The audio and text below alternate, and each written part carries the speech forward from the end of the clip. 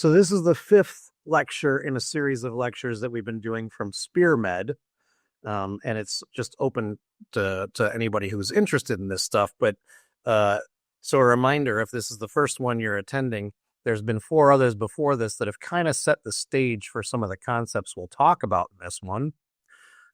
We are recording these, so if you are interested, you will be able to go back and see the whole series. The first lecture was really about concepts and risk. The second lecture was about NASA's approaches, at least its documented approaches and how it does work. The third one was about quantifying risk, and a lot of it was about probabilistic risk analysis. The fourth was about levels of evidence and how we deal with evidence in the context of risk. And then this one is about causal diagramming. This is a process that Rob and I adopted when we were working at the Human System Risk Board, really as in the beginning as a communication tool. And we both knew that it held a lot more potential than that. So we're going to talk through some of that. And I'll show you a little bit near the end, hopefully, just a quick update on what they've been doing with these things. And that shows you how it kind of gets all tied together. So one of the reasons why we went this direction was because we were really interested in causality, and cause and effect, causal inference are a key to understanding and to kind of going further in our understanding of what spaceflight is doing to the human body, what those changes lead to down the road, and how they really affect performance. Are the astronauts able to do their jobs? Are they able to do their jobs well? What are the odds they won't be able to do their jobs, right? And also how they affect health, which is sort of a necessary but not sufficient precondition for performance. And I think that over the last 20 years, we've seen a lot of advancements in causality and changes in the way that statisticians and epidemiologists think about these things. Early on, right, much of the work is in association, right? You're observing something and then you're trying to correlate 2 things together, but they always used to stay away from claims of cause and effect. But there's a cause and effect ladder, really well documented by Judea Pearl, that gets up to the level of counterfactuals, right? What if we had done this? What if we had done that? And a good portion of it is done by drawing out what you think leads to what, and then using those drawings as ways to test hypotheses. And so that's part of what we did. Why are we drawing things? Well, when I say non-experts often have an overly simplified view of a problem, I think what that will tend to make you think about is somebody who doesn't have any expertise in human spaceflight. But really what we're talking about is people who are experts in one area and non-experts in another. So when we have people who are engineers working on the rocket, and you're going to them because now they're in a decision-making position, and you're trying to explain to them why it matters that you look at an astronaut's urine, right? Like, one, the bulk of their expertise in that domain may just be what, their life experience is with going to the bathroom. They are potentially concerned with much, much different things. And you've got to be able to convince them that, hey, this thing that we're working on, or the science that we're doing, or the countermeasure that we're considering is something that's really important. So how do you do that? How do you get somebody from a very different field who has their own expertise and can be, in the same way that any of us often are, somewhat dismissive of other fields, right? Especially when they're busy. How do you get them to agree that what you're talking about is important and needs to be considered and potentially affect things like be designed into a vehicle if it's a piece of hardware, for example, or, adjusts the way you're designing a system. And the medical system, like any other system, has to do these things. So you're going to get to these places, and these were a lot of the challenges that we faced at NASA. These are the challenges that our colleagues face inside commercial spaceflight companies. And so drawing things has actually significantly helped people to just get a shared mental model of the problem that you're both looking at, even when you have completely lopsided levels of understanding of that problem, right? So that's why I say at the bottom, expert is a relative term, right? You have people with huge amounts of expertise who may know nothing about what your expertise is in, and you have to somehow come to a shared understanding of the problem. So when we talk about DAGs, directed acyclic graphs, they are ways to create shared mental models in I think, a very fundamental and intuitive way to talk to each other. They do allow us to move from beyond correlation to causative effects, and that's a big challenge of what we're looking at in spaceflight, right? You put somebody in space, the environmental inputs have changed. What does that cause for the system? And they offer a way to create a network that can be updated as our knowledge grows, right? When we draw something out, we're really drawing what we think we know. And if it turns out that we learn something later on, we can go back and redraw it, right? Or add on. And what that eventually allows us to do is to query complex systems and query them in a way that is understandable and that's not black box, right? As we're living in a time right now where you have a lot of AI tools that you can ask questions of, and you're not really sure how they're coming to their conclusion. Causal diagramming is a way to reveal the logic flows that are in there and to augment AI and ML systems with at least current expert understanding so that those systems don't have to reconstruct what we think we know. So why do we do this, right? One of the reasons why is that when we don't have the ability to query complex systems, we end up with a lot of failure modes. Now, you will hear people using these terms, right? Known knowns, known unknowns, unknown knowns, all that stuff, right? And some of those people's favorite thing is to come into some place and just stop the conversation and ask, what about the unknown unknowns, right? And what that comes from is a thing that's called a Johari matrix. It's really asking just the question of, are we aware of this issue and do we understand the issue? And when we aren't aware or don't understand any given issue, then we end up in a place with some level of unknown, right? So people use this, but I want you to understand what it really means in the context of designing for human spaceflight, right? Known knowns, right? These are problems that we understand and we have oftentimes solutions for, but we don't implement them well into the system design. So conceptual failures of prioritization, failures of systems engineering are the ways that we don't get the things that we know into our systems, right? There are known unknowns, which are really about, hey, we know that all of those human system risks that we track are things that we are aware that they're there, but we don't understand them well enough to mitigate them. And so, we set up research programs for those. And failures in those research programs oftentimes are the place where the known unknowns come back and bite us. When we have really complex systems, and this was actually an output of the Columbia Accident Investigation Report, right? That there were very complex management systems in place that oftentimes didn't talk to each other.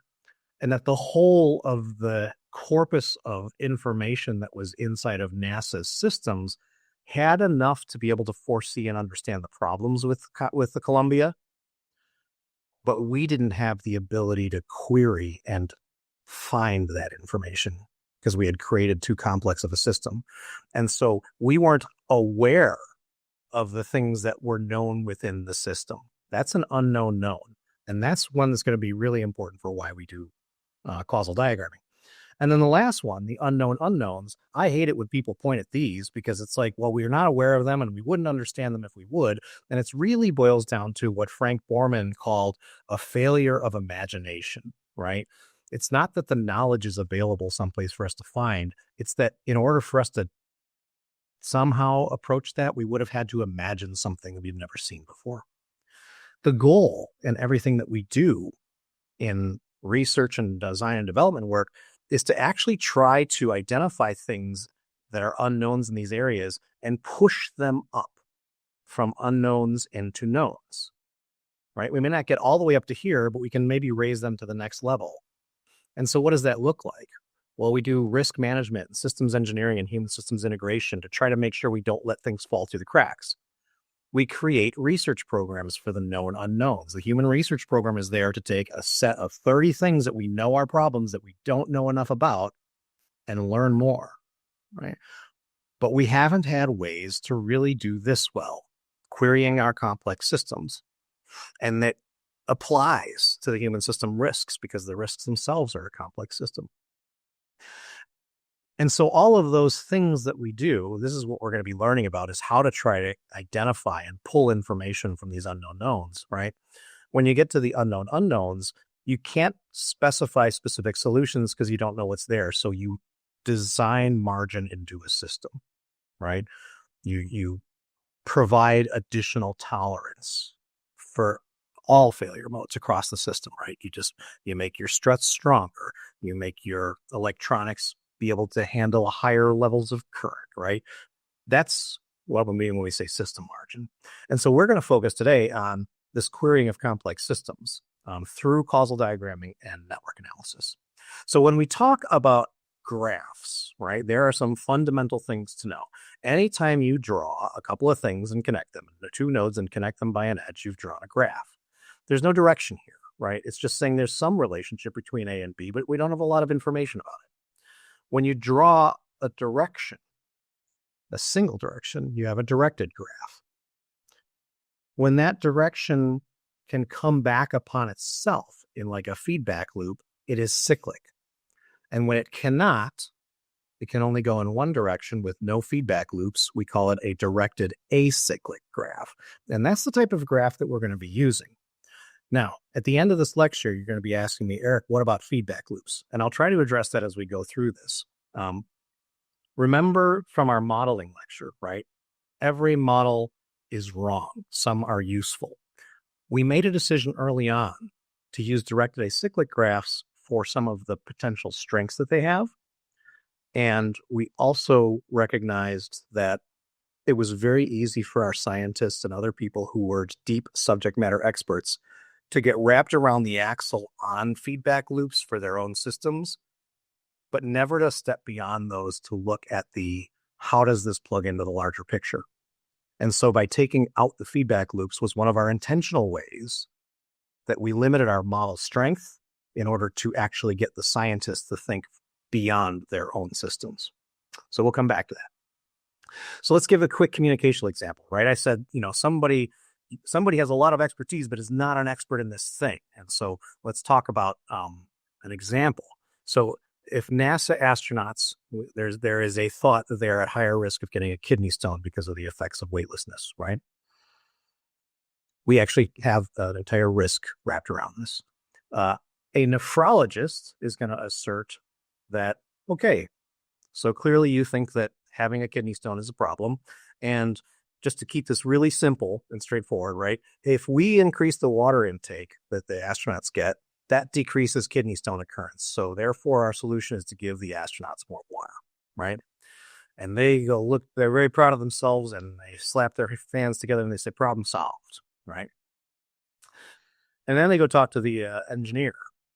And the engineer is like, I don't know why you keep talking about kidney stones. My concern is about astronaut work time. And you're telling me to give these people more water, but I don't have any more mass budget. So they're not going to get any more water, right? And this is the start of a way that life scientists, human health and performance people, and engineers talk past each other, okay? Because they're both thinking about this problem in different ways. The engineer wants to understand why this matters. The nephrologist sort of has an assumption that these things are self-evident. And this is one of our challenges when we talk all the time. When we speak from a position of expertise, we oftentimes think that certain things are self-evident. Well, everybody knows this, and they don't. So we got to check ourselves in our communication. So this is probably part of why we went back to drawing, right? So the nephrologist looks at this and he says, look, water intake can affect the amount of nephrolithiasis. And I can take you to the literature. We can show you that 500 milliliters of water is going to give you a different, it is going to have a relative risk of 0.93, meaning you're going to decrease the risk of a kidney stone by a certain amount. And we've seen that in 15 different studies. And here's a whole bunch of information, right? And you can quantify how much of a difference does that make. Now, I want you thinking about water intake as a type of countermeasure, right? And the other thing I'm going to tell you is we've never actually, in the history of spaceflight, since the only U.S. program that has ever had the astronauts drink as much water as we wanted them to drink was Skylab. And since then, we've never actually met our recommended daily allowances for astronauts. Just, when we think about the larger systems perspective, keep that in the back of your mind. But you know that there's more to it than just water, right? We saw our troops in Iraq who had never kidney stone formers start forming kidney stones. And we've learned that temperature and humidity are both factors that can affect how much kidney stones form. And that's in addition to water intake, right? And so I have these drawn in two different ways here. The water intake affecting the nephrolithiasis is green, and the temperature and the humidity is red. And I'm communicating something to you with those colors, right? Water intake might make it better, and increases in temperature and humidity might make it worse. And now I'm automatically telling you increases, right? So there's a lot of assumptions that we make when we look at drawings like this, simple drawings, and we got to be careful about them. And that's going to be an underpinning of how we draw. So we know that all these things are together, but why do temperature, humidity, and water intake affect a kidney stone's likelihood? These are both directed acyclic graphs, and they're both skipping over an inferred middle node that kind of explains it, right? Temperature and humidity, if they go up or down, they affect your hydration status. And water intake also affects your hydration status. And so now we're starting to build out a story about how do multiple different parameters affect a common parameter that then goes on to affect the likelihood of a kidney stone forming. And as I start to do this, you're starting to get a sense of some key principles. One of them is, even though I've talked about increases and decreases, what you see here is very neutral terminology, right? Because I could increase water intake or I could decrease it. I could increase humidity or decrease it. So neutral terminology is critical because these things can go in any direction. And then synthesis. What I just did there was I took those two smaller graphs and made them into a bigger graph through an overlapping of a common node. All right. And we're going to see that come back as an example of how we do things. Now, before we started using causal diagrams, right, what we have had is all of the risks for human spaceflight mapped out, something like this. And you can see over on the left side there, right, the different risks. There's like 30 of them here. And for the love of God, I hope they'll start publishing the updates on this. But the last time we made it public was when I did back in 2023. Here's your kidney stone risk, right, in the red.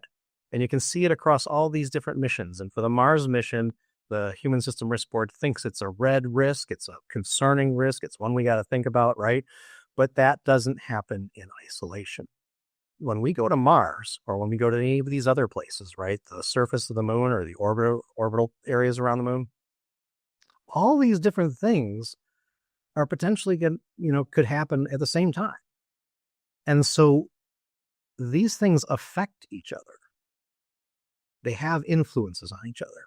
And one of the biggest challenges that we had was, how do we understand those influences on each other? We were working in silos because it allowed our subject matter experts to really dig deep into the problem. But it's a much harder picture to go broad across all the problems and try to understand how they influence each other. And so one of the strengths and one of the benefits of causal diagramming was to be able to start doing that.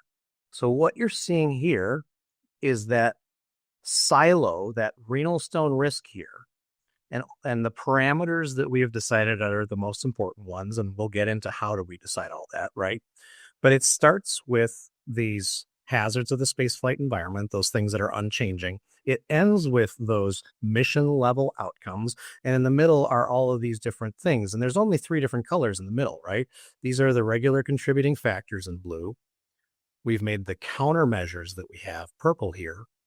And the gray are something in this other risk is actually affecting and influencing this risk. And each of the risks has an agreed upon directed acyclic graph that looks like this. So each of them has something in there that comes in and affects the likelihood of kidney stone. And so this is the way that we came to start looking at how do we look across all these graphs. So that's the reason, one of the most fundamental reasons why we started doing this. Now, when we were talking about our water example, right, you can see water here as a countermeasure doesn't go straight to nephrolithiasis. It goes through some other things. So that original picture of water intake and nephrolithiasis, it has to be modified. Remember, we said temperature and other things, right, were modifiers, and we can bunch them together and do an unknown effect modifier and make a very simple graph. Or we can make an equivalent graph that shows the additional amount of detail in the steps between you drink water, it affects your hydration status, your urine concentration changes, your urine chemistry changes as a result of that. You start to deposit a different amount of mineralized renal material on the walls of the calyx of the kidney, then that eventually leads to nephrolithiasis when that breaks off, right? This is a much more detailed description of that process than what we're getting here. But these two things are equivalent, okay? So why we draw is that it offers us more powerful tools. It offers us a better understanding of systems. It forces us to create these shared mental models. It improves our interdisciplinary communication when the expert nephrologist and the expert engineer can look at the same process and ask each other questions and kind of get the same mental model in mind about the problem they're looking at. It does give us that chance to move into the causative domain. And all those things. So I'm just kind of reiterating some of these things as I walk through that example. So what we're going to talk about a little bit is how we draw, how we verify that we're right, and then what can we do with these things, okay? So there's a few things. I'm just going to show you some references, right? This is not an internal NASA thing. We drew from outside communities that have worked on these areas before. Some really good outside things that we drew on are these. They approach specific problems. They also approach problems that have much higher or much stronger evidence base, typically a much higher N because they're coming from the epidemiology communities for terrestrial things. And so they weren't one-to-one perfect for us. So we had to modify things, but these are some good places to go get some fundamental instruction. And we wrote out what we did and published all of it so that it was publicly available for all of the different process development that we did for this stuff. And you can see all of those things that are here that we put out into the public sphere for this. So when we're telling a story with pictures, right, we talked about Karl Popper early on in the first lecture, I think. His claim was that scientific hypotheses can't be proven. They can only be falsified. And when you draw a link between two nodes, what you're asserting is we think this is a hypothesis, right? This is what we think is the case about this system. And that allows you then to invite others to falsify that link, right? You or your friends can go and pick it apart and say, are there ways that we can see that this isn't correct? Because once you do that, then you can hone in on the more correct pictures. It's easier to tell a story when we do this. And if we start with what we think we know, right, we can try to systematically disprove it. So this is from that first reference that I showed, the Digitale paper in 2022. And they showed a directed acyclic graph that looked at stroke causes functional decline. That's what this assertion is here. And that the stroke severity affects how much functional decline occurs.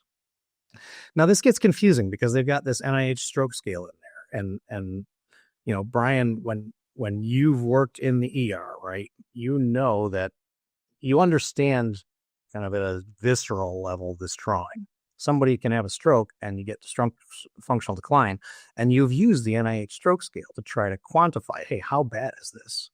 Especially when we're trying to differentiate between a very minor something and a big enough problem, right, to go looking for a large vessel occlusion. But here's one of the weird parts about this, right? When you're not super attentive to detail, you can imply that the stroke scale itself is causing the functional decline if you're not careful. And it's actually a measuring tool. It's not causing anything. It's just measuring how bad the stroke was. So you got to be careful when you're drawing these things, but these are commonly used in other fields. What we did at NASA when we were doing this was we took the concept of this, edited it for clarity, but also said, hey, what are the causes that are leading to stroke? And what are from functional decline, what is it that matters, right? Are they bedridden? Can they not see out of one eye? Do they have a inability to use an arm? Because all of those things are different outcomes and can differently affect their quality of life. So instead of just looking at one problem, the fundamental thing that we're doing with the DAGs is extending that out before and after each of these individual problems. Okay. And so with NASA, what we did was we said, hey, we probably need to have some common start and end points. What are the exposures that are different from when you're on Earth? And what are the outcomes that matter? Not just to the nephrologist in this case, but also to the engineer, right? When you put all those people together in the room, at the end of the day, the agency cares about certain things that may be very different than what this or that scientist cares about. And they're related somehow. So what we're really going to try to figure out is how do we show how they're related, right? So first thing is common start and end points. And when NASA did it, we looked at the spaceflight hazards, those 5 things that we've sort of identified as these are things that aren't changing about spaceflight. You go up there, you're going to deal with it, right? At some point, like altered gravity. Yeah, even if you spin the spacecraft, there are periods of zero gravity getting there. You might be spinning at a lower or higher gravity than 1G, right? So these are things that are just facts of life about space. And we assert that the causal flow from these changes from the terrestrial environment then lead through the human system, changes in that human system to mission level outcomes. So what is it that NASA as the agency cares about? And you can substitute that with what does SpaceX care about? What does this country care about? What are the outcomes that matter? Nowhere in the mission level outcomes are you going to find kidney stone. Okay. But kidney stone can lead to issues with task performance or maybe evacuation, right? Or if you get to some of the people who really struggle with comprehending risk, they're like, oh my God, but just you could have this weird series of events and somebody might die, right? This is why we do L by C's and all the other stuff that we talked to get to this point. So what does the agency care about? They care about the things that are going to lose them money, prestige, and opportunities to do good science or whatever it is. And those things often at the agency level in mission involve loss of crew or loss of mission, which have occurred with Columbia, Challenger, right? Loss of crew, loss of mission for both of those. Apollo 13 was loss of mission without loss of crew, right? This is why we differentiate between these things. And as we go forward, we're much more worried about some of these other things that we talked about, right? Loss of crew at life, loss of mission objectives, evacuation. Did the job get done? Task performance. But also for us, and this is something that we as health and human performance folks have a responsibility for that the engineers don't, is what happens to them after mission. So long-term health outcomes and their ability to recertify for flight. So these are things we covered in the second one where we laid out how NASA does that. So let's take a causal chain example, right? And when we're trying to find the way to bridge that gap between our nephrologist and our engineer, right? Our propulsion engineer, the nephrologist has to start explaining, well, why should you care about this thing that I'm worried about? And first, the nephrologist didn't realize that, he was hired by one person who'd never talked to the engineer, and that person might have understood, but the engineer doesn't. This happens all the time. So now he's got to go tell a story. He's got to tell a story that this person can understand. So your kidney stone may not cause problems, right? If it's up here or if it's in here in the calyx, it may not cause you any problems at all. So just getting a kidney stone is not actually the problem, right? It's when the kidney stone goes into the ureter and starts scraping up the walls of that people start getting nauseous, throwing up, and screaming. That's a problem. That happens here. And that can block up kidney flow and damage the kidney. And now you get to something called medical illness, right? Just the fact when we find lots of stones on CTs that are not bothering anybody, right? That doesn't mean they've led to a medical illness. So now we're starting to tell a story. People think, oh my God, what happens if you get a kidney stone? Well, a lot of the time, nothing, right? It's not until you go through this process that you start getting something that actually becomes something we worry about. So just for an example, right? Looking at some of the evidence that's out there, right? Kidney stone does not mean sick. 550 stone formers, a cohort that was researched, 43% had a stone event 4.7 years after the CT scan that identified that stone that was sitting there not bothering anybody. So it does not mean by any stretch of the imagination that if you find a stone that they're going to have a problem, right? And the longest Mars mission we're looking at is 3 years. So almost half these people didn't have an event, and their average time for event was longer than they were even going to be on the mission. So how do we think about this stuff, right?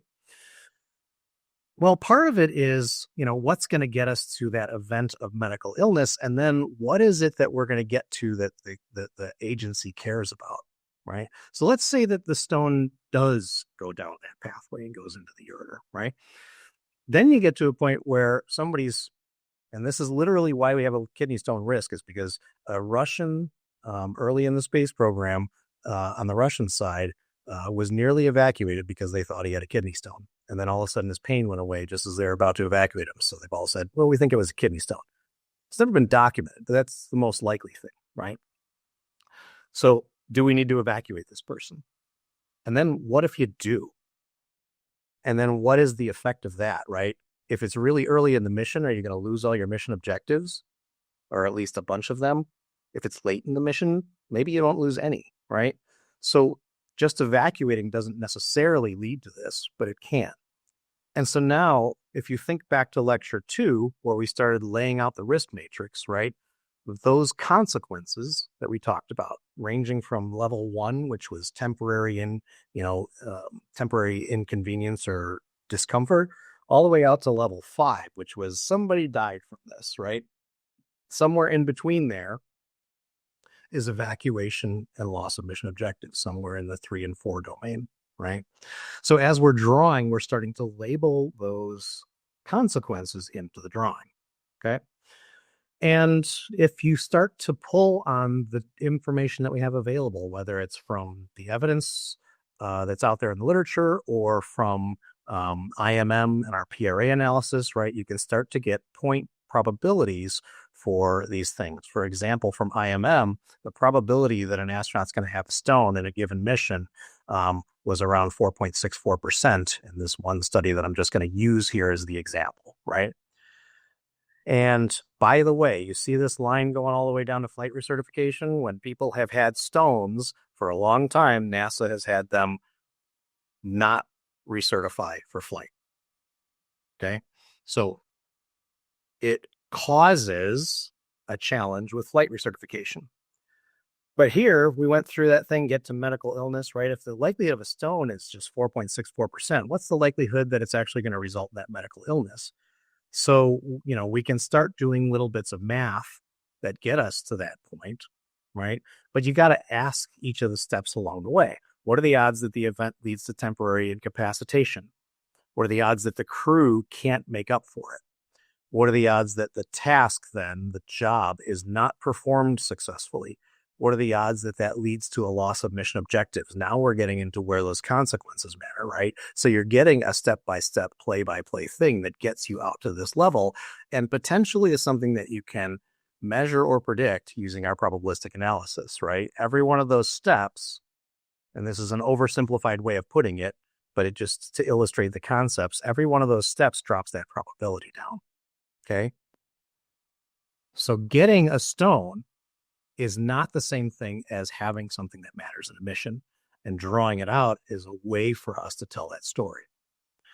Then there's that question of, that's just the baseline. What happens if we do potassium citrate or increase our water intake, or, we have ultrasound manipulation for the stone, things that could decrease these numbers both before the stone occurs and after, right? When we start introducing countermeasures, they start affecting the probabilities at each step of the way.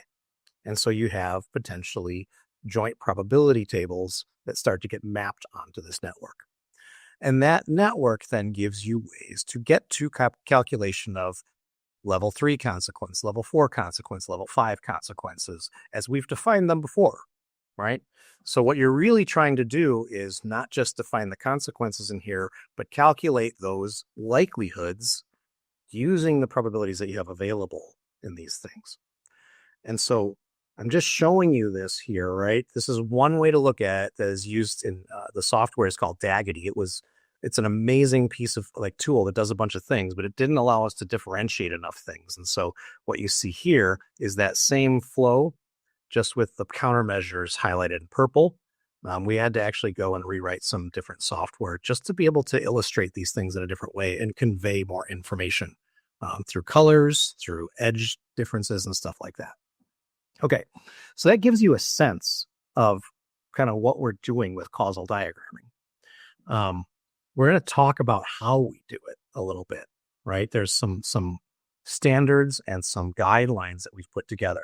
And so we mentioned that, you have your common static and ending point, right? We have an acyclic requirement. There is specific criteria for inclusion of nodes and inclusion of edges. And by the way, those criteria are taken from the last lecture where we talked about evidence. Anything that meets temporality and analogy can potentially be included as a node and an edge. And we're going to talk about these things: the terminology, harmonization, standardization, and how we do narratives. So one thing that I want you to realize is that when we started getting everybody to try to create these pictures at the same time, they were all using different terms for the same things. And they might have meant slightly different things, but at a high level, they were pointing at the same stuff. So if you look over here at what we centered in on altered gravity, right? These are all some of the different terms that different experts were using, right? Some of them uses altered gravity field. Some of them use fractional gravity, gravitational vector gravity, level microgravity, reduced gravity, right? Everybody's got a slightly different way to word it. Why does this matter?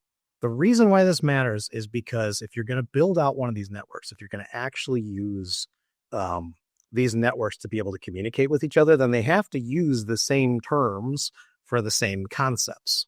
This is called harmonization of terminology. And it was rabid all over the place. And it also was a source of disagreement and lack of understanding. When experts are coming from different locations and completely different backgrounds, and somebody in emergency medicine says CAD, and the engineer thinks that's computer-aided design, right?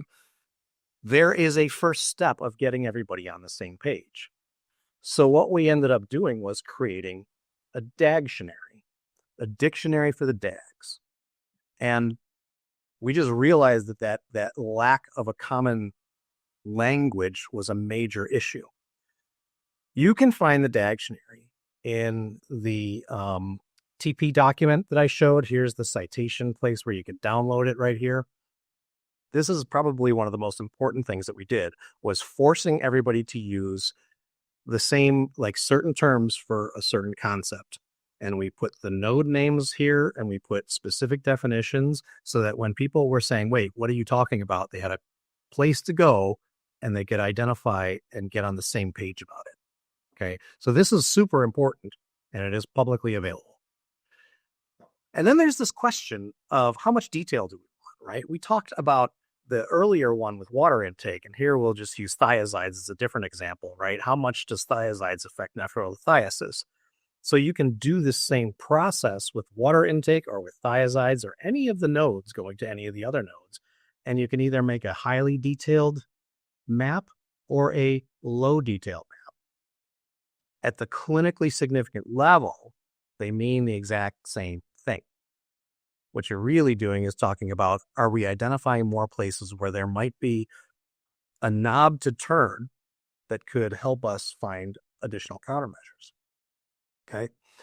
So how much detail you get into really depends on who you're talking to. When we're talking at a high level with like the board and a bunch of non-experts in that specific area, you want as little detail as possible. You want to get to the point and make it a small graph. But when you're talking with the subject matter experts, they're going to sit there and say, well, what about this? And what about that? You forgot about this. And then you're going to be like, all right, let's add it in and let's map out the whole thing step by step. And that will allow you guys to potentially draw some new insights from it, right? So people have different needs for these graphs and how much detail you get into. This is why you'll hear terms narrative, which is a high-level graph, and detailed, which is that same graph with expanded detail that satisfies subject matter experts, all right? And in addition to that, as part of keeping those high-level narrative graphs narrative and simple, sometimes we wrap a whole bunch of concepts up into a category node, right? So if you think about individual factors as one of the nodes that's on the DAG, there are modifiable and non-modifiable individual factors that fall under that. So you could break this out into modifiable and non-modifiable, the way we do it with the radiation carcinogenesis DAG. And you could continue to break them out into much smaller nodes, all right? Modifiable things like your smoking habits, your exercise habits, your dietary choice. Non-modifiable, your age, sex, genetic predispositions. What has happened to you in the past is not changing, right? So we consider that non-modifiable. If you have an old injury that affects the function of your arm, for example, those are kind of falling into that category. And so we use this nesting concept as a way to provide visual clarity in high-level DAGs, so that people don't get dragged down into details they don't need to get dragged down into. But if they're going to ask a question and they want more detail, you could say, well, let's show you, right? So what does that look like? That looks like this. So here's a node for bone remodeling with both the risks and specific nodes that are going into bone remodeling. And that bone remodeling is a part of what determines bone density and bone structure, right?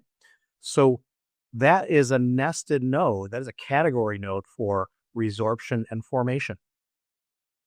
And you have to have enough information to break this apart because not all of these things will go to each of the others. The nutrition one affects bone resorption, but not formation very much.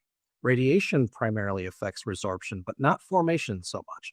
And so when you break these things apart, there's some detail work to do to understand that. So that bone remodeling risk gets broken apart there. Remember medical illness in the kidney stone one? We said it doesn't cause a medical illness. Well, what are those medical illnesses, right? The engineer doesn't care about this breakdown, but you do. You know that it could be as simple as renal colic, which is not deadly, or it can involve hydronephrosis, some sort of UTI, infections, renal failure. Those things could lead to sepsis, right? There's a whole category of things that have their own progressive causal diagram, right? You get to an infection, a urinary tract infection, and it can go ascend in the urinary tract, and you can eventually get to sepsis, which is where Fred Hayes was on Apollo 13. So this is not a hypothetical. This has happened in spaceflight. And if Fred wasn't already being evacuated back to Earth, then his odds of dying would have gone way up. Okay? And that's why we tell these stories. So the detail levels, that nesting concept is really important. So when we standardize these things, we standardize the terminology, when we make it all neutral, when we standardize how we're drawing things with common endpoints, with common representations of certain concepts, there's a whole bunch of these things that are really drawn out, laid out in the DAG guidance stuff. What that does is it gives us a repeatable process for creating and updating DAGs. It gives us consistency across all of them, and then we can synthesize them into a larger risk network. So, for example, this coming back to the same example where we had bone resorption, bone formation, two of these things were other risks, food and nutrition and pharmaceutical risk, that are having effects on bone resorption and bone formation.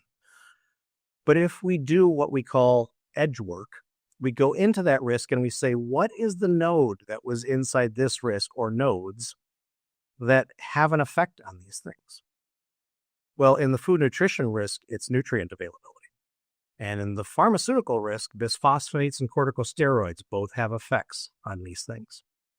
And so when you break down those things from the other risks and bring them in here, now you don't have any other risks. You just have the nodes that are common to these two risks, right?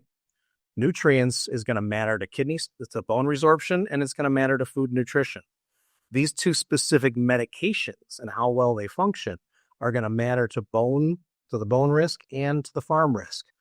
So they belong to both. And when you do that and you overlap these things between all the risks, you end up doing something called synthesis. When you use a common terminology, you enable that overlapping nodes that occur in more than one DAG. So an example of the next larger step up from that is taking the kidney stone DAG and the urinary retention DAG and adding them together.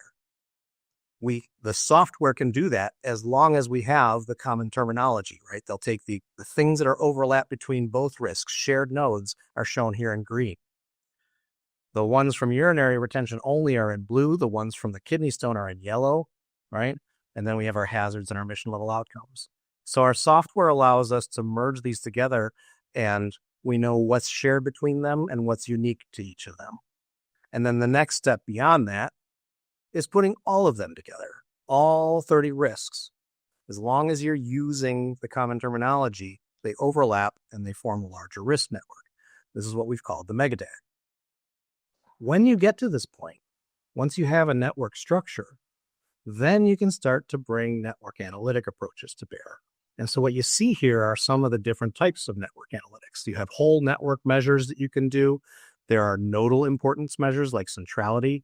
You can take and isolate subgraphs for things like path tracing, ego networks, community detection, and deseparation. And with a very large graph, you can do computational modeling, including structural equation modeling and Bayesian network and reasoning. So those are a bunch of the reasons why we build this out, is that we can start to bring to bear network analytic techniques on the relationships between things within our risk, between contributing factors to risk. So as an example, right, we did some work on centrality measures just on the kidney stone risk. And we used a suite of 10 centrality measures, and we did this analysis on things, and we identified the things that were most central according to multiple centrality measures. And they were these three things: infection, urine flow, and urine chemistry within the kidney diagram, right? And those live here, here, and here in the DAG. But what they do, the reason why they matter, is because they are the locations where each of the countermeasures types that we do anatomically occur on the human, right? That there is a connection between what you're doing in this graph and what the human being has going on. The chemistry in the urine is happening all here in the kidney. And by bringing in countermeasures like potassium citrates, thiazides, you're changing that chemistry to try to prevent kidney stones. Some of the pain and the problems in the urine flow issues happen in the urine flow, right? And so things like tamsulosin, which relaxes the ureter muscles, or ultrasonic propulsion or percutaneous nephrostomy, right? They relieve that pressure and move things through. And anywhere in the entire genitourinary tract, you can have infection. So antibiotics and the percutaneous nephrostomy benefit those things there. This is where they work. So what this does is allows us a face value, like, does this have a connection to reality? And the answer is yes. Okay. Now let's come back to evidence for a second, right? We just spent the last lecture talking about evidence, and we had all these different things that we talked through. And so if you're new to this, if you haven't been here for the last lecture, I'm sorry, but these were the criteria for causation. And then what we did was we said, hey, we've got a scoring system for what's going to be speculative, weak, moderate, or strong. And in the last one, I didn't really go through this, but I showed you at the end a DAG that had some different strength edges in it, right? So that those levels of evidence that we talked through now not just apply to how well do we think we understand the risk as a whole, but how do we understand each of these piece parts in this story that we're telling about mechanism, right? When we're doing causal diagramming, we're really talking about mechanism in general. How well do we understand it? Is it super strong like this? Is it speculative like this? We now have a way to assign value to those. Okay. And I think what I might have showed you yesterday, which probably was harder to understand, was the sleep diagram, where if you look at environmental conditions, remember I said nesting, there's a whole bunch of different environmental conditions in there. And it's going to have this strong relationship as a whole with both sleep deficiencies and circadian misalignment in sleep. And we're trying to get to individual readiness. How are these things going to affect that? And so when you unnest that environmental conditions, here's all the different environmental conditions. They're already well understood and researched by NASA. And what we're learning about here is, what do we really know contributes to these things and what doesn't, right? Noise environment does. Lighting does. Whether you have privacy or not does. And temperature does for sleep deficiencies, probably for circadian misalignment too. You can see that the habitable volume that you've got isn't as big of a contributor that we think that our evidence supports. But this is how you start to identify, where do we really know something already and where do we have a gap in our knowledge because we just haven't done enough research maybe. So if I bring this back to the behavioral health and cognitive function risk, right? And we say, hey, what is it that's going to affect our individual astronauts' readiness? A big part of that is this, hey, all of these things are nested in this other risk node here. And there's sleep right there. One of the things that is affecting how your central nervous system changes, how your psychological status is, how your cognitive function is, and all of those things that lead to your individual readiness. And it's not just sleep. It's a whole bunch of these different things. So the ability to map these things on, right? I can tell a story like this, but if I were to try to include all of those unnested in here, it just becomes a big bowl of spaghetti and too complicated, and it doesn't help my engineer friend at all. Okay. And so the reason I want to bring this up is because I'm going to pop out of the slides for a second. Dan Buckland just made us aware, let me put this away, that on the HSRB is finally getting some more stuff out. So here's their risk of adverse cognitive and behavioral changes, right? That's the behavioral health risk. And if you go down here, they've made their risk record public, right? NASA's assessment of how do we know what's what. And so you can go look at this and see, all right, what did they do and how did they put all the information together? But one of the things that I want you to be aware of, and you'll see all these concepts that we've talked about in here, right? The risk statements, here's the DAG, here's a walkthrough of the DAG, okay? That summary slide that I showed in risk 2, right? How did it look before? How does the risk look now? The different things that contribute. Here's that L by C matrix. Where are things mapping to? Okay. What are their basis of the estimates? So they're really walking you through things here. But what I want to show you is when they get to the point where we say, how do we think about the evidence? They're saying this evidence, sustained attention and behavioral health impacted by sleep, is really talking about these parts of the DAG. And then they go on to psychological status. What about subclinical signs and symptoms of depression and anxiety? Well, selection, individual factors, this is what we're talking about with this set. Same thing, central nervous system changes with the brain changes that we've seen in space. Complex pathways affecting performance, right? These things are being used to explain what research applies to what part of the mechanistic story that the DAGs are telling. Okay, here's the story we're telling with this data. It's these things. Here's the story that we're telling with central nervous system and cognitive function changes and adverse cognitive changes, right? And where we get all this stuff. So they're pulling in information from these things and identifying the parts of the story that they're using. So that's why I wanted to show you this is a critical part now of actually communicating risk, is by contextualizing all that research that's out there into what part of the story is it actually telling. All right. So that's the thing that's most important to understand as far as where is this getting used and how. is it's pulling together in a common map all the different evidence from all these different places and allowing people to say, here's the part we're talking about right now. All right. So then you get to this question mark of, well, Erik, what if we drew our DAG wrong? And that's a very reasonable question to ask, right? Because what we said was, this is what we think we know is happening, but we might be wrong. So Rob is much smarter than me, and he came up with something that was pretty impressive. And we started to look at the logical, the structure of the DAGs itself and what it applies about logical relationships. And you got these two terms, conditional independencies and marginal dependencies, right? Conditional independencies are things that should not be correlated when you control for other variables. Marginal dependencies are things that should be correlated when you don't control for any variables. All right, that is statistician speak. And it's kind of like voodoo magic to many of us, right? But if you spend enough time with it, it actually starts making sense. You just have to learn a little bit more about the statistics and epidemiology, which is why Rob is my friend, because I don't understand any of that stuff. But here's the thing that he showed me. When we do and draw these things up in DAGity, right, the software actually maps all these things, and there is a testable implications section down here. And it shows what of those independent and modifiable blah, blah, blah are actually things that you could test within the system.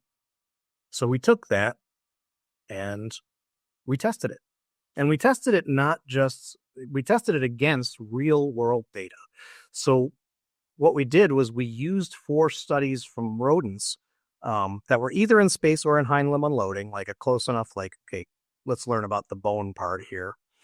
And we said from the thing that we drew here, a small subset of the bone DAG, right? What are those testable things? Well, here's those marginal dependencies and the conditional independencies. Okay. And those imply that certain things should be related within a certain amount. And you start to correlate those things across these things, and you start to see, hey, does this data really agree with our data set or not? And in the blues, for these marginal dependencies, the answer is yes. And the reds, you say maybe not. Okay. Same thing here for the conditional independencies. You can start to see, like, if they're going to fall within a certain range, then it agrees with our thing. And if it falls without, then it disagrees. And this one, if it falls outside of a certain range, right? So when you pull those things together, you actually have a way to start testing. And you're testing compared to real world data. Now, there's 3 fundamental reasons why our validation might fail. And then what this does is it tells you where to go look. Okay. One is that a causal diagram could just be drawn incorrectly for the outcome. That means we thought it was from here to here, and it just wasn't. And that's a great thing to know, right? If our actual data doesn't support our assertion, then we want to catch that and fix it. But it could be that our drawing was correct, and it was something hidden within the data that wasn't correct. And some of it is that a lot of the data that we use comes from analogs, and they can have a different mechanism than what happens in space. Okay. And that's something we have to be attentive to. There's a lot of work that Rob has done on analogs, trying to figure out how do we actually, like, truly put a foundation under the science that we give there when it applies to spaceflight. So this is part of it. And then the third one is a variable that we use in testing may not be appropriate measures of the variables that we put in the causal diagram. So when you think about bone formation and bone resorption, right? Let's just think about the resorption one. What happens in bone resorption? Osteocytes are pulling away calcium and structure of the bone. And then something else, an osteophyte could come in and lay it down, right? But those osteoclasts is the specific cells. Well, what if they go measure something about the osteoclasts? Or what if they measure like a general parameter that doesn't really reflect how active those osteoclasts are in pulling away bone matrix? Then the data doesn't really apply there. So sometimes you have to dig deep down into these studies and understand, what are they really measuring? And is it in line with the concept that's here? So it gives you several different possibilities for understanding, why did this not line up when it doesn't line up? And there's additional ways we can do this that are coming down the road, right? We can do crowdsourcing edits. We can potentially use ML for data on DAG structure. There's a few other things that Rob's kind of working on, with that giant brain of his. So be aware that it's not just asserting these things. There are ways to check our work. All right. So now let's talk about a little bit of what we can do with these things. So let's go back to our quick communication example. Remember our nephrologist and our engineer, they're looking at the same question, but neither of them are really hearing each other, right? And we've got our water intake thing, and we're trying to decide, do we show it as a simple graph or do we show it as a detailed graph? And what we're really doing is starting to pull on the evidence that's out there, like we did with the bone one, and apply it to, not just a level of evidence, how well do we know this, but now potentially a path coefficient. How much of an influence does this one have on that, right? And remember that difficulty in the conversation is because everybody thought the risk, which was named kidney stone risk or renal stone risk, was all about kidney stone, but we already talked through that wasn't the case. Well, now with the full DAG, if you put the kidney stone itself as the outcome, what you can illustrate for everybody is how much of the rest of the story that is missing, right? This is one of the ways that you start getting people on the same page. This is taking the outcome and you just gray out everything you're ignoring, right? Which is where the engineer can now point and say, well, I'm worried about this. Are we going to have to evacuate somebody, or are they going to do their job? And when you talk about the likelihood of kidney stone, you're not getting anywhere near there. So remember yesterday or the last lecture when we talked about proxy outcomes for analogs, right? There was species. Is it human or non-human? There was setting. There was exposure, and there was outcome. And we talked about that concept of a proxy outcome, right? When you automatically use kidney stone as in your wording to say that this is the risk, you're talking about a proxy outcome for what matters. This is a proxy measurement for something down here that you care about. So this is a way to illustrate, is it a proxy or is it an actual outcome that matters? Because the ones that we've already predefined to matter are these ones over here, all right? The other thing you can do is you can do path tracing. Here's a SANS example, and one of the biggest things that's an unknown for us is intracranial pressure changes. Still trying to find that out. Is that what's causing our problems, or is it venous congestion? So we can look at that node and say, what are all the things that are giving inputs, and what are all the downstream things that get affected by this one, especially if we're not sure, how big of a change it's encountering, right? So replace this with like ultrasound someplace and see how many different places can it affect all the different things downstream if you were to take it out of the medical kit. It helps you to highlight what's affected by your thing. Won't necessarily give you magnitude, but it'll at least say, there's a lot of things that we need to look into. You can estimate the countermeasures effectiveness. First, you look at those consequences and calculate them in a Bayesian way without any countermeasures in there. You calculate your outcome probabilities. And then you go back and you say, now let's add these all in, or the ones of interest, and recalculate those probabilities for the outcomes. And the difference between those is how much your countermeasures decrease risk. You have a numerical decrement in risk in likelihood of each of those pre-specified consequences, which is huge, right? You can assign data for those things to help do that. You can isolate one of your countermeasures. You can add in additional countermeasures, right? Because we don't just have data on the water intake and how it affects things. We also have data on how much potassium citrate affects things in the terrestrial world. Maybe it doesn't work exactly the same, but it gets us a starting point, right? It can drop us from 1.2 stones per patient per year down to 0.1. So all of a sudden now it's like, oh, that seems like a big shift. I wonder how it works in the larger picture. You can get all that information from the data that's already out there as a starting point, even if we don't have the spaceflight data yet.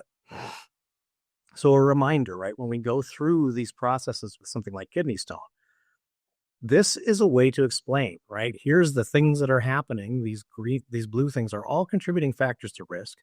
The gray things are the different risks that we're already watching that have their own DAGs that have some input to this, that affect this risk in some way, right?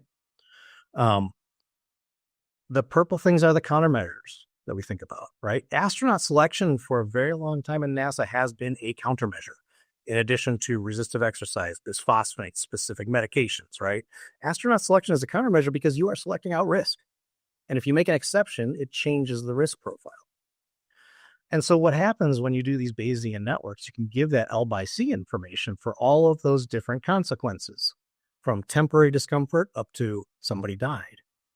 And then what you can do is you can map a histogram of these things, right? Because you're always going to have somebody who's saying, well, what if this happens and this happens, and then they die, right? And you have to have a way of saying, well, how likely is that? Because it's actually much, much more likely that this minor injury is what's going to happen. And so tying all of these things together is not just giving a single L by C, but giving you an actual histogram that helps you identify where should the bulk of your attention be paid. Should you really be spending all of your time thinking about that super low likelihood that somebody might die in a freak accident? Or should you be spending your time identifying how likely are you to, lose some of your mission objectives if this happens to someone, and what are the one or two tweaks that you could do to kind of prevent that? Okay. This is where risk management eventually is going. And to tie it back to the beginning, right, in our very first risk, you have to decide what safe enough is. You have to set a threshold.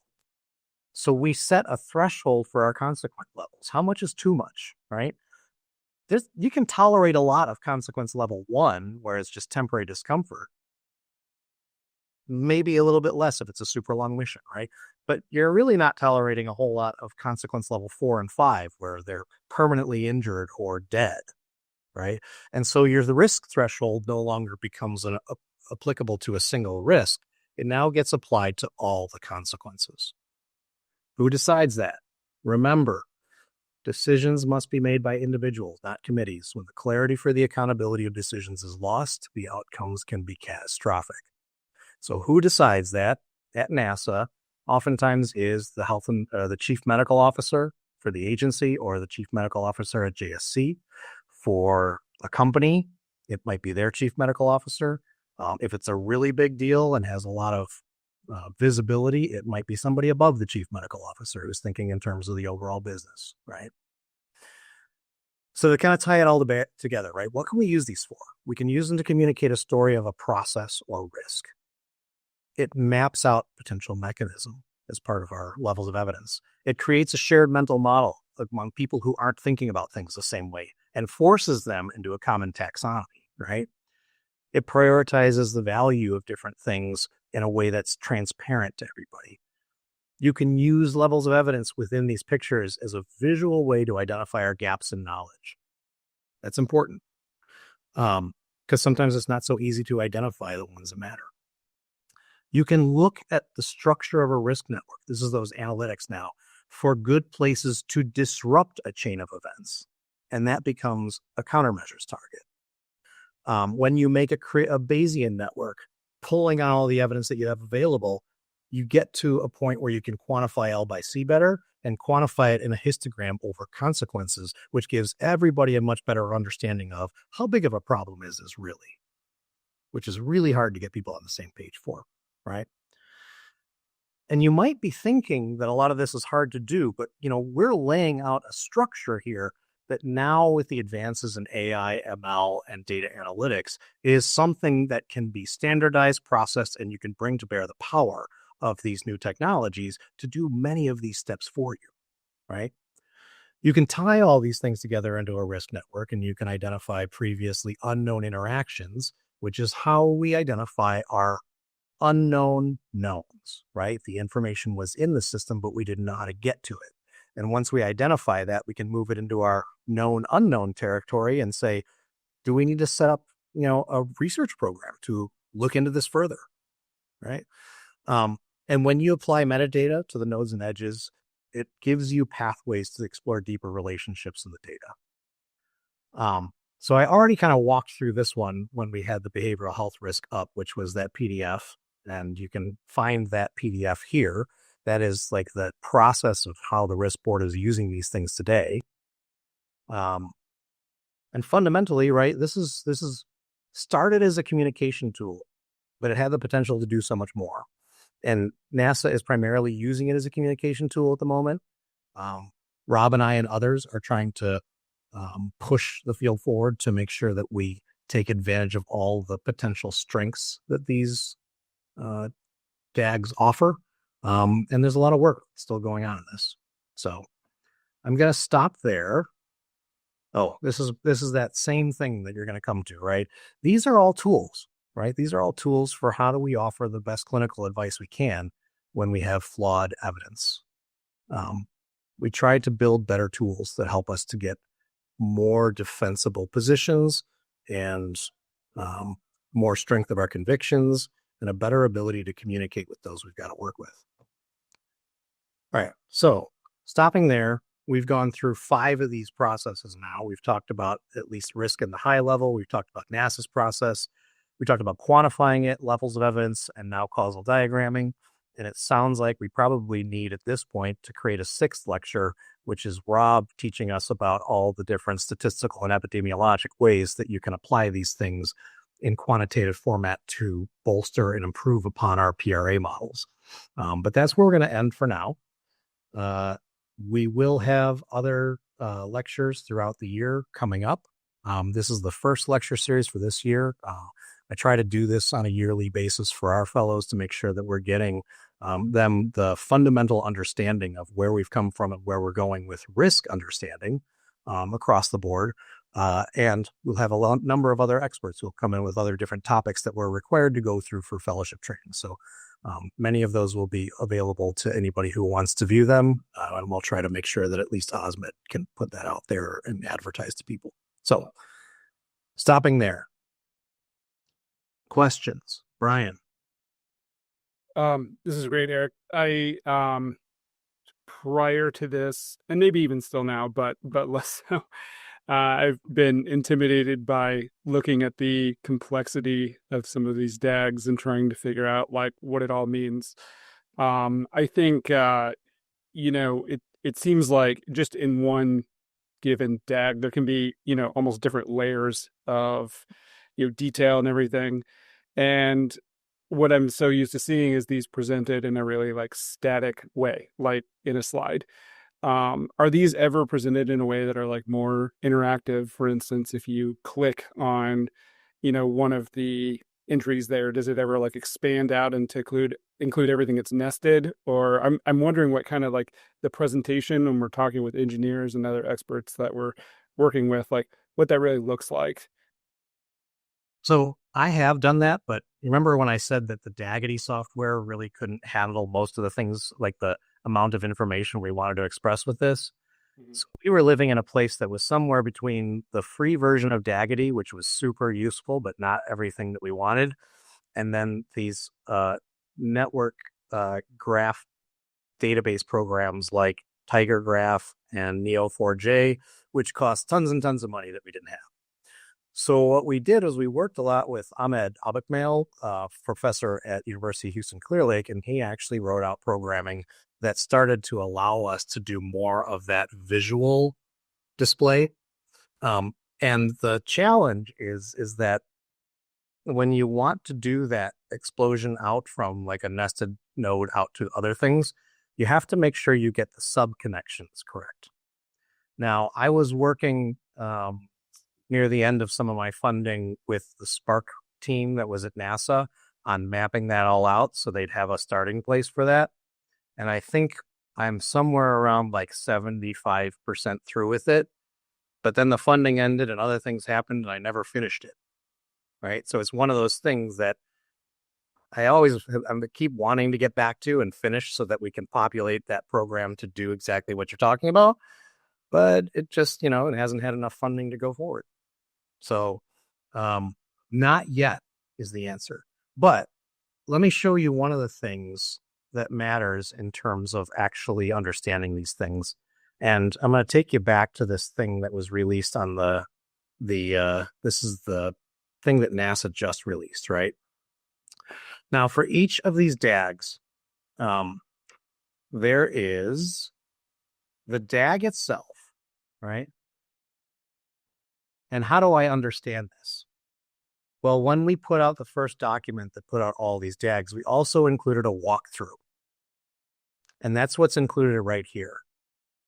It talks about the specific nodes, which are bolded, and how they're related,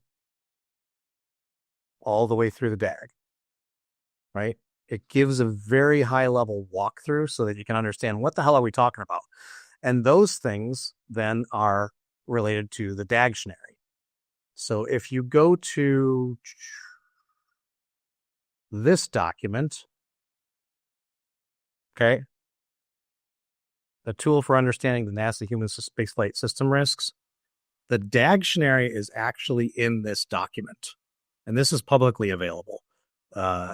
So the DAG, each of the DAGs and their little narrative, right, are right here. There's the bone fracture DAG and its little narrative.